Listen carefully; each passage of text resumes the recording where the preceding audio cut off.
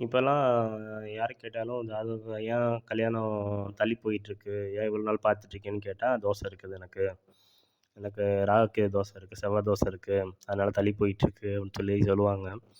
So அதனால தள்ளி போதோ இல்லையோ, இவங்கலாம் அந்த டாபிக் டெவலப் பண்ணி பண்ணி எனக்கு ஏன்னா ஸ்டார்ட் பண்ணுறதே சொல்லிடுறாங்க. எனக்கு தோசை இருக்கு, தோசை இருக்குன்ட்டு. ஸோ அப்புறம் எப்படி அது பாசிட்டிவா உங்களுக்கு முடியும்? ஸோ தோசம் இந்த வார்த்தைகள் எல்லாமே நாளடைவில வந்தது தாங்க.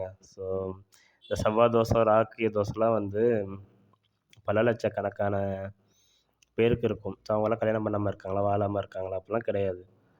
அதனால எந்த ஒரு விஷயமும் நமக்கு தடைகள் வரும்.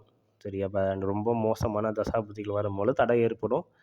அது சரியாகும்பொழுது அதுக்கான நல்ல பலன்கள் கிடைக்கும்.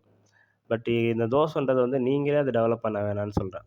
சரி நீங்களே இது இருக்கு, இந்த பரிகாரம் பண்ணணுமா, அது பண்ணணுமான்னு சுத்தி சுத்தி போயிட்டு இருக்காம, அதுக்கான ப்ராசஸ்ல நீங்க தடைகள் இருக்க தான் செய்யும். ஜாதகப்படி டைம் சரியில்லனாலோ, இல்ல 7ஆம் வீடு நெகட்டிவா இருந்தாலும் தடைகள் ஏற்படும். அதுக்கான முயற்சிகள் எடுத்து நீங்க மூவ் ஆன் பண்ண தான் பார்க்கணுமே தவிர, ஸோ நீங்களே எனக்கு இது இருக்கு, அது இருக்குன்னு சொல்லிட்டு அத இன்னும் எக்ஸ்போஸ் பண்ணி பெருசாக்கி, அத உங்களுக்கு நீங்களே தடை ஏற்படுத்துற மாரி தான். தோசைன்றது இருக்கும். ஸோ அதுக்கான பரிகாரங்கள்லாம் பெருசா இல்ல. நீங்க அதுக்கான புரிதலோட வாழ்க்கையில அதுக்கப்புறம் நீங்க அடுத்தடுத்த ஸ்டேஜ் போனீங்கன்னா, அது ஹேண்டில் பண்ற அளவுக்கு ஒரு பக்குவம் வருமே தவிர, ஸோ எதுக்குமே பரிகாரங்கள் வந்து ஒரு தீர்வு கிடையாது. ஸோ அதனால தோசைன்னு நீங்களா அத டெவலப் பண்ணாம, அதுக்கான என்ன முயற்சி எடுக்கணுமோ, அதுக்கான வேகமா பலன்கள் பார்க்குறது, சரியான புரிதலுடான ஒரு வாழ்க்கை வாழ்க்கை துணை தேர்ந்தெடுக்கிறது.